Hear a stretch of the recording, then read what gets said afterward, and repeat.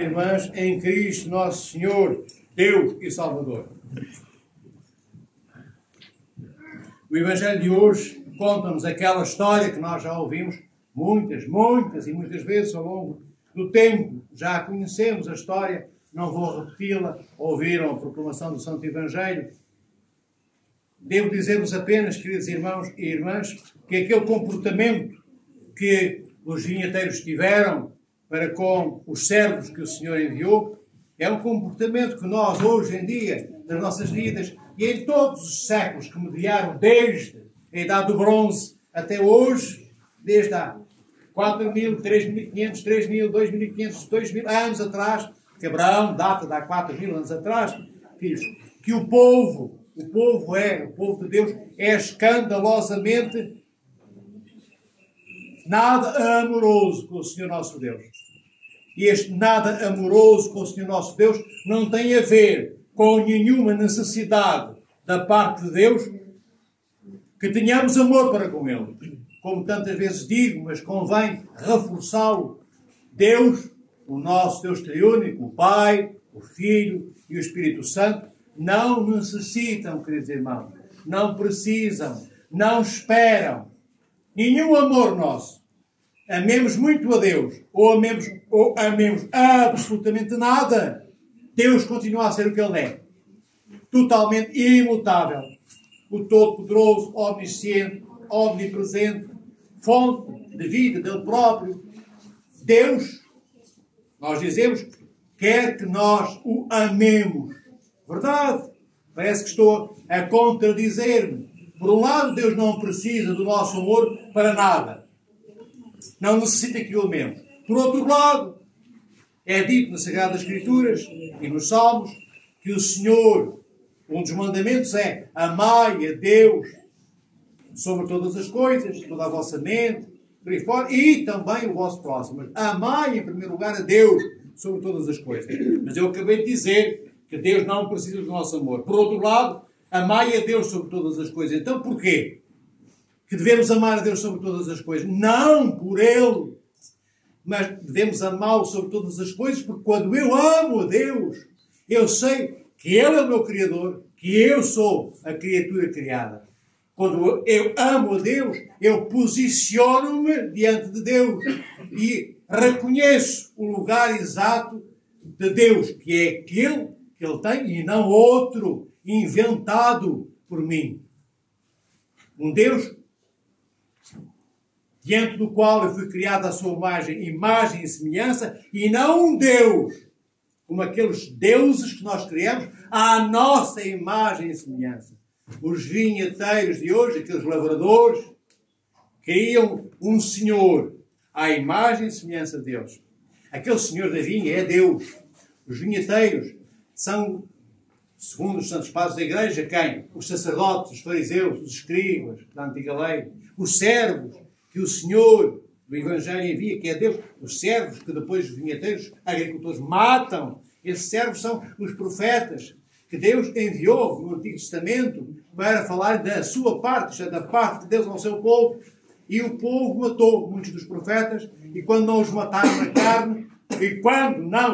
na carne, mataram-nos na palavra, esqueceram a palavra de Deus que saía pela boca dos profetas.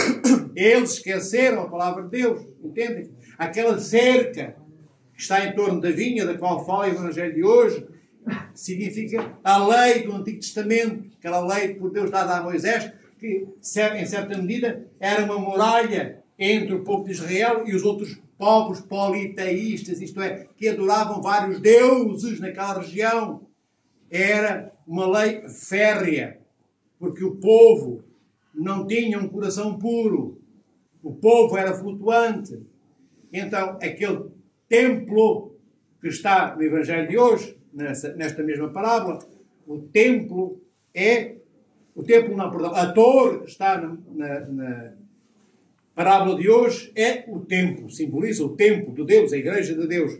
E aquele lagar que vem narrado, significa o altar de Deus. Então, esta parábola é a um tempo, é uma retratação do que existia na antiga lei e uma pré-figuração já, ou seja, uma imagem antecipada daquilo que a Igreja pode ser se nós não tivermos cuidado. A Igreja é altar, sim, de Deus. A Igreja é templo de Deus, sim.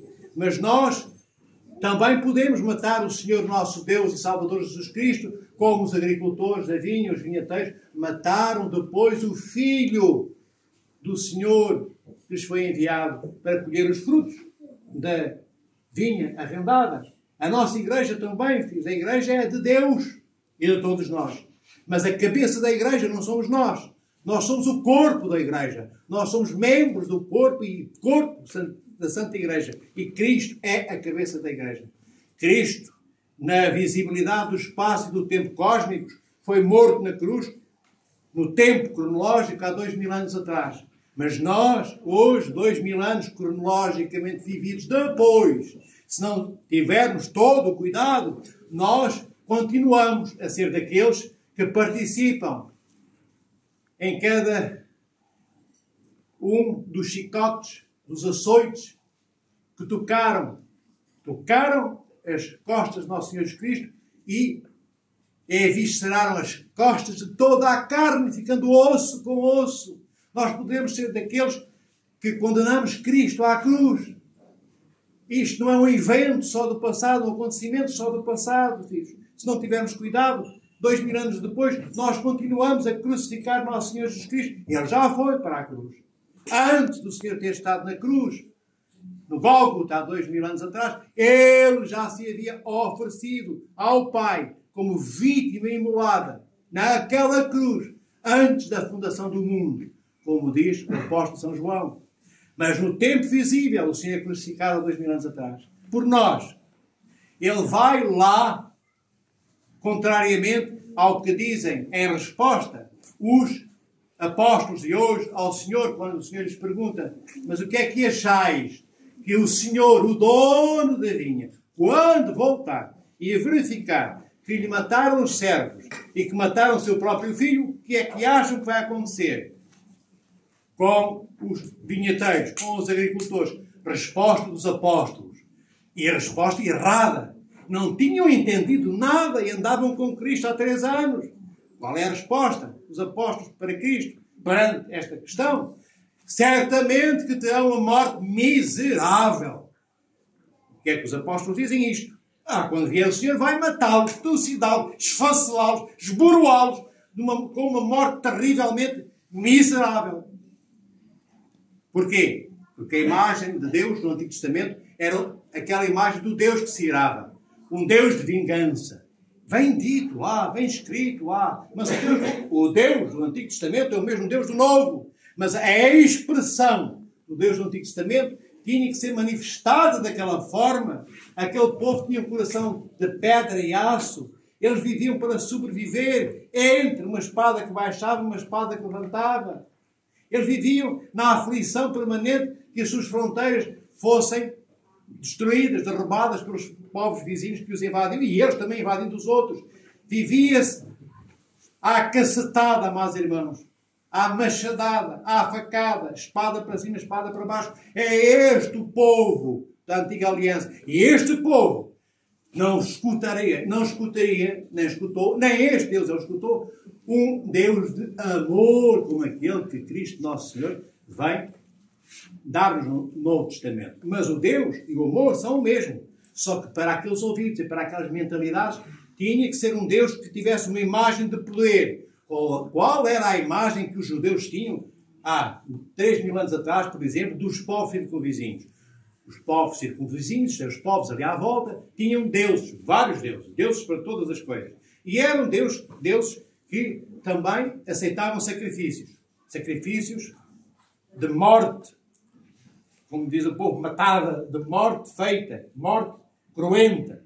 Pessoas que eram imoladas, esses deuses, para aplacarem a ira desses deuses. Então o povo judeu entende que não pode ser politeísta, ele não pode adorar vários deuses, porque só há um Deus, que é o Deus dos seus antepassados, Abraão, Isaac e Jacó. Esse esforço eles fazem, mesmo transversando aqui e acolá, de vez em quando fazem a geneira, mas eles adoram só Deus. Mas há sacrifícios que são feitos na lei de Moisés, não vem prescrito na antiga lei. Então eles precisavam de um Deus que aceitasse sacrifícios do povo judeu para que a ira deste Deus duro, deste Deus que se vinga, deste Deus que tem ira, através dos sacrifícios que o povo judeu fazia, pudesse aplacar a ira deste Senhor nosso Deus. Pensavam os judeus que este era um Deus de ira. Mas o Senhor, este mesmo Deus, o Pai, o Filho e o Espírito Santo, a certa altura no Antigo Testamento, dizem: estou farto de ofertas de bodes, farto de ofertas de cordeiro. Isto é, não quero sacrifícios, eu quero o vosso coração, eu quero o vosso amor puro. E aqui voltamos outra vez ao que eu comecei inicialmente por dizer. O Senhor não precisa do nosso amor para absolutamente nada e quer que o amemos. Aliás, repetindo-me, é o primeiro mandamento: amai a Deus sobre todas as coisas. E depois a nós. Então, o que Deus quer é realmente comunhão connosco, amados irmãos e irmãs.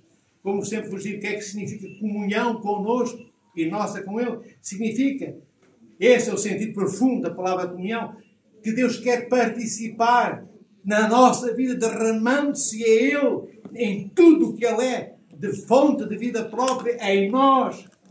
E que nós também o aceitando, possamos partilhar a nossa vida com Ele. Mas isto é um assunto de seres livres.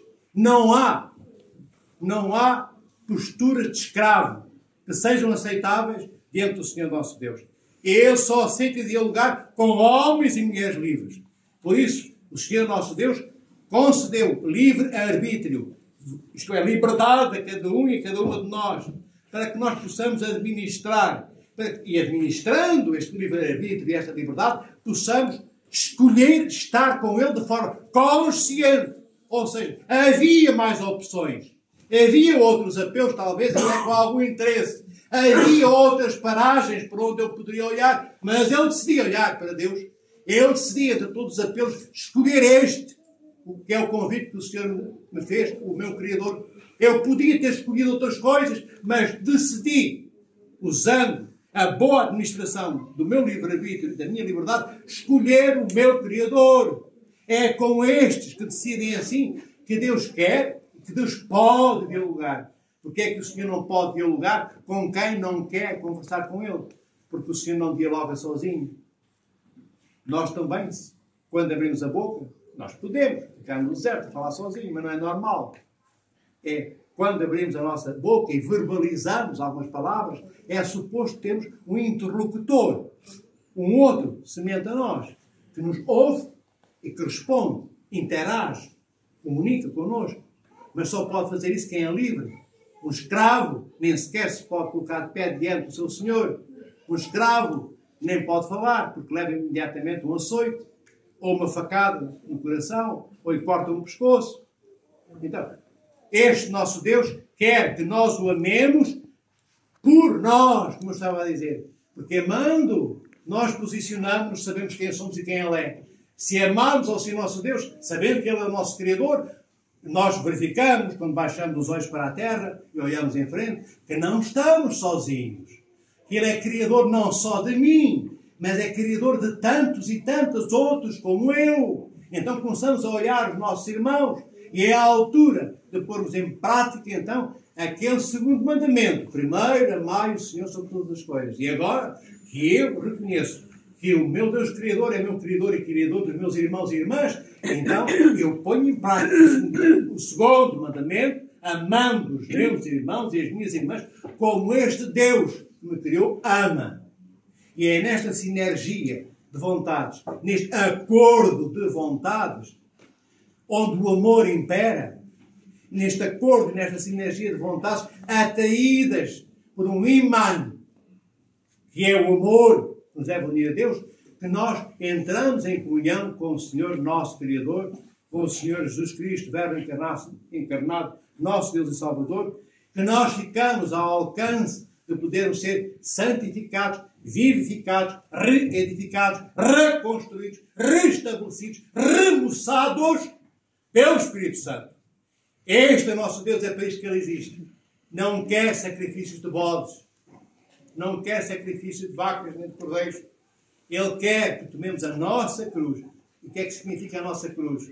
É uma tristeza eterna. Andarmos pela vida arrastando-nos no ranho e na baba de uma lúgubre e peçonhentamente antiga e esquecida comunhão com Deus, pegando numa cruz que nos tira toda a alegria. Porque quando nós falamos em cruz, se havia um esboço de sorriso pronto para ser apresentado pelos nossos lábios, ele morre. Acabou essa possibilidade. Se havia um sorriso na ponta aqui dos nossos olhos, os olhos fecham-se. Se eu estava a olhar com certa serenidade para o altar de Deus, abaixo os olhos. Porque quando eu falo da cruz, eu começo a pensar, acabou a minha alegria, acabou a minha paz, acabou o meu conforto. Lá vem outra vez a igreja com milhões de coisas que não pode fazer. Esta é a imagem que nós temos. Que a igreja é proibitiva. Que não há nada que nós gostemos, não há nada que nós queiramos nesta vida, onde nós possamos empenhar tudo aquilo que nós somos, que a igreja aceita. Pensamos que tudo aquilo que nos dá conforto de alma e também, do ponto de vista material, é tudo rejeitado pela igreja. Então, quando ouvimos dizer, pega na tua cruz e segue-me, nós fugimos. Não é 7 pés, é 7 bilhões de anos de luz, se pudéssemos, de Cristo. Mas pegar na nossa cruz significa o quê, filho? Significa fazer o que Cristo fez na cruz. O que é que Cristo fez na cruz? Naquela cruz à qual ele subiu, que era a nossa cruz. Não era a cruz de Cristo. Cristo não tinha cruz nenhuma. Ele é todo inocente. A cruz e a morte na cruz era e é para os culpados de toda a culpa. Então o que é que o Senhor fez? O Senhor, voltando ao Evangelho de hoje, o Senhor, que era o dono da vinha, em vez de matar de uma morte miserável, como os apóstolos disseram, não foi que eu vos lembrei há pouco, os apóstolos dizem que quando vier o Senhor, mata os povos. O que é que faz o Senhor da vinha? O Senhor da vinha, como eu disse, que é Deus, que é este Deus, verbo encarnado. O Senhor, quando se vingar do seu povo, vingar dos agricultores, que são os escribas, são o quê? São os sacerdotes, são os fariseus, são aqueles entre nós que cumprimos normas, mas não cumprimos a lei do amor de Deus. Sabem qual é a vingança de Deus? A vingança de Deus é dar-nos todo o seu amor. A vingança de Deus está escrita, feita e tornada confissão pública na cruz.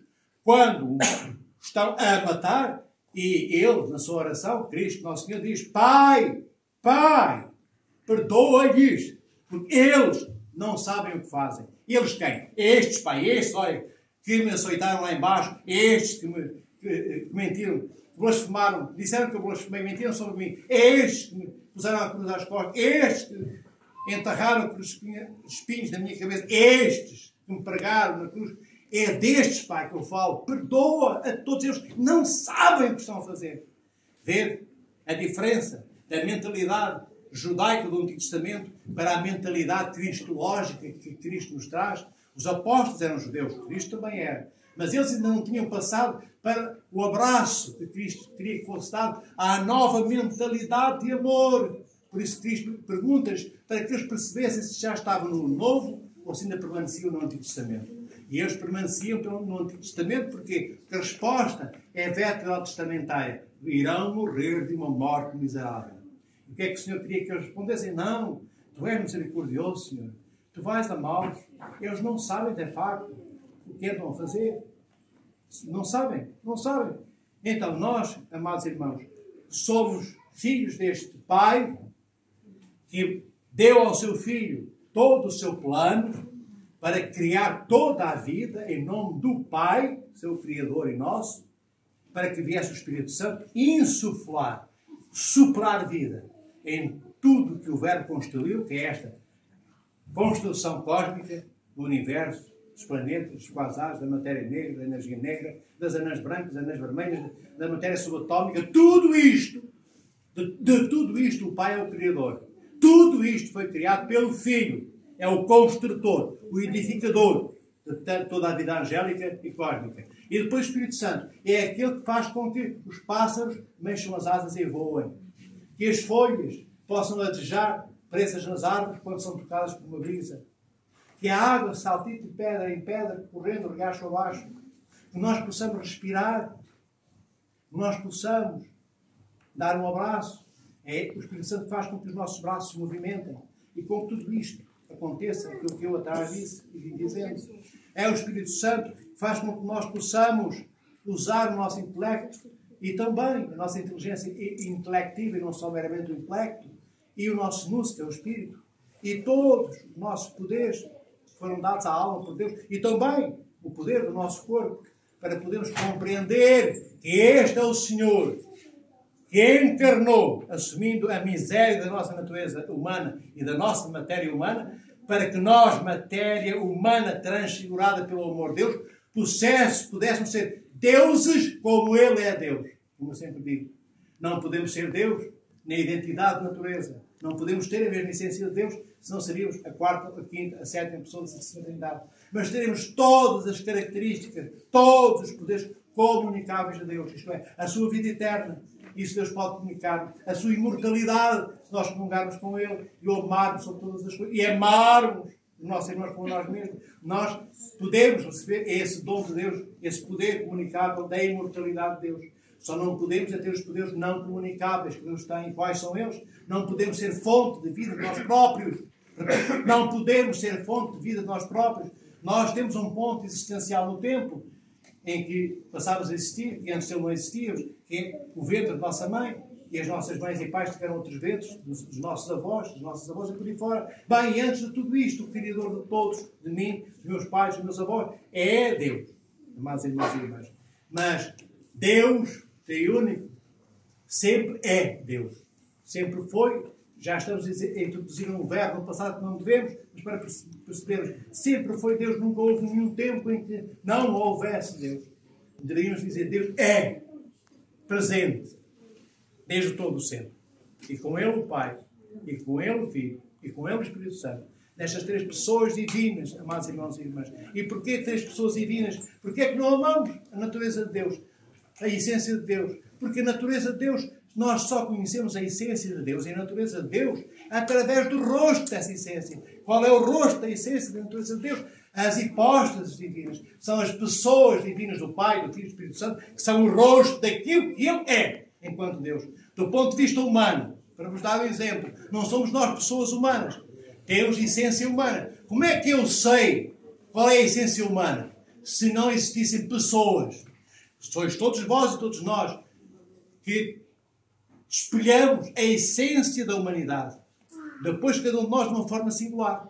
Porque há coisas que é a essência da humanidade. Pensar, falar, comer atum, gostar de abóbora, dar um abraço ao amigo, olhar os astros. Entendem? Tudo isso. Andarmos com cestos na mão, dar alpargatas nos pés, ou de lenço na cabeça. Tudo isto faz parte de bilhões de outras coisas daquilo que é comum a todos os mortais. Isto é a essência da humanidade, mais aquilo que nós somos, criados à imagem e à semelhança de Deus. Todos nós somos criados à imagem e à semelhança de Deus. Mas depois uns aderem a essa imagem, limpando-a, porque a imagem não morre, mas tem que ser polida, senão ela fica opacizada. E podemos ser semelhantes a Deus se empenharmos a nossa vontade para sermos como Cristo é.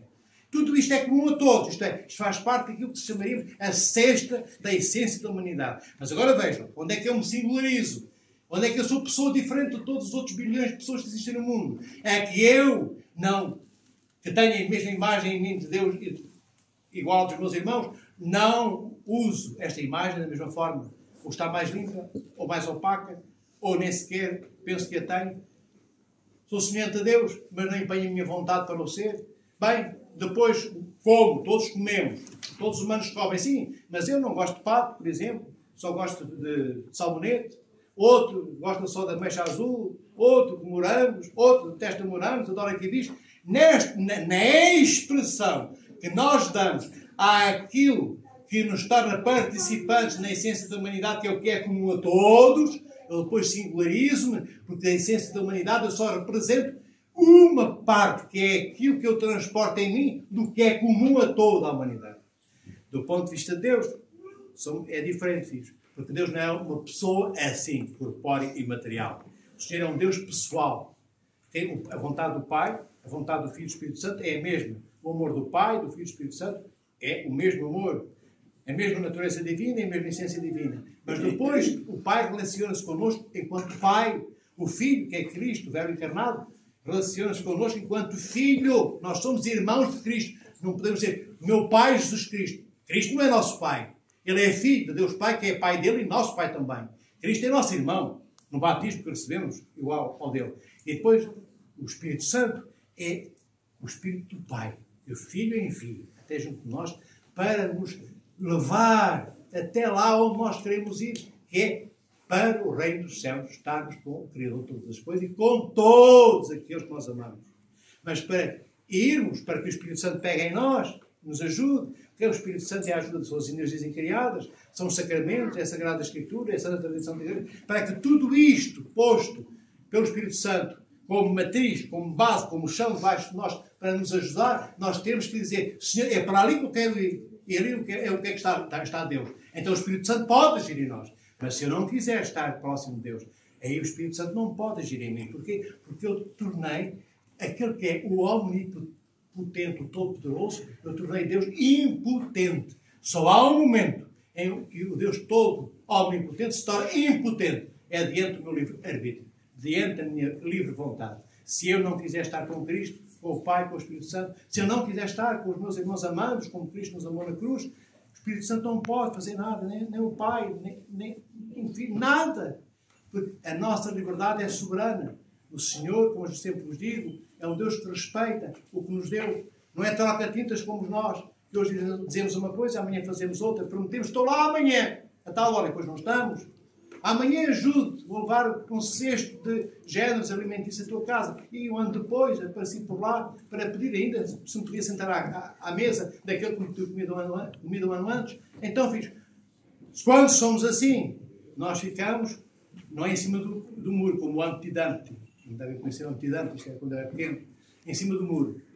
Nós ficamos com Lúcifer. Quem não é por mim, é contra mim, diz o Senhor. Isto não tem nada a ver com manicaísmos, bem e mal. Esta dicotomia não. Quem não está com Deus, está contra Ele. Entendem, filhos? Não há momentos isolados na nossa vida. Nós é que pensamos que sim. Ou estamos acompanhados por Deus, ou acompanhados pelo Senhor da morte eterna, que é o Lúcifer. Então, que o Senhor vos proteja, vos ame em todos os vossos dias, de vossas vidas, e àqueles que vós amais e cuidais, e que o Senhor vos se deixe transportar em vós para todos aqueles a quem saudares em seu nome. Em nome do nosso Senhor Deus, Salvador Jesus Cristo. Terminando. Agora, temos a distribuição.